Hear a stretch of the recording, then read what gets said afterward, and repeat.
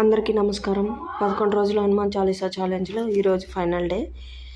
ఈ 11 రోజుల ప్రయాణంలో మనము హనుమంతుడి భక్తి, ధైర్యం, జ్ఞానం, సేవాభావం గురించి ఎన్నో కథలు తెలుసుకున్నాం. ఇక హనుమంతుడు ఎందుకు అంత గొప్పవాడయ్యాడో తెలుసా? ఎందుకంటే ఆయన జీవితం అంతా శ్రీరాముడికి అంకితం చేశాడు. లంక యుద్ధం పూర్తయ్యాక అందరూ హనుమంతుడిని ప్రశంసించారు. కానీ హనుమంతుడు మాత్రం వినమ్రంగా నిలబడ్డాడు.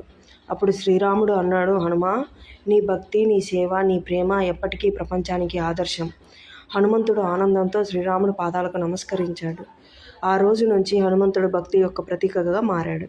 ఈ 11 రోజుల ఛాలెంజ్కి మనకు ఏం చెబుతుంది? భక్తి ఉంటే ధైర్యం వస్తుంది, మంచి మనసు ఉంటే సేవాభావం చేయగలం, జ్ఞానం ఉంటే జీవితం వెలుగుతుంది. ఈ 11 రోజుల ప్రయాణంలో నాతో ఉన్న ప్రతి ఒక్కరికి ధన్యవాదాలు. మీకు ఈ 11 రోజుల కథల్లో ఏ కథ నచ్చిందో చెప్పండి. వీడియో నచ్చితే లైక్ చేసి షేర్ చేయండి, సబ్స్క్రైబ్ చేసుకోండి. జై శ్రీరామ్.